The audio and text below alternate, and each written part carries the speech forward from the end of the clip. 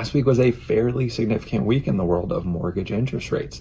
As expected, after the Federal Reserve's meeting, they did not change the federal funds rate, although there is a growing number of Fed members who believe that there are going to be 0 rate cuts this year. Now, there's still the minority, with the majority of Fed members thinking that there will be 2 rate cuts this year. So there's a fairly different opinion in terms of where the Fed's monetary policy is headed for the remainder of this year.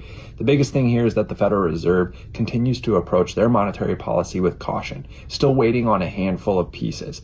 They're still seeing that the rate of inflation has been remaining steady rather than declining as they would hope, but they are seeing that the rate of unemployment is increasing. One of the biggest trends is that as people do lay off or do lose a job, it is becoming increasingly difficult to find a new job.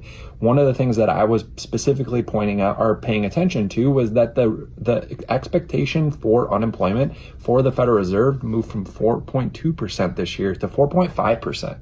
With the dual mandate of the Federal Reserve being not just lower inflation, but unemployment, that does highlight to me that we need to be paying attention for more rate cuts at the end of this year.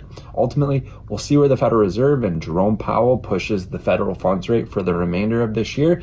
But as according to last week, we remain unchanged.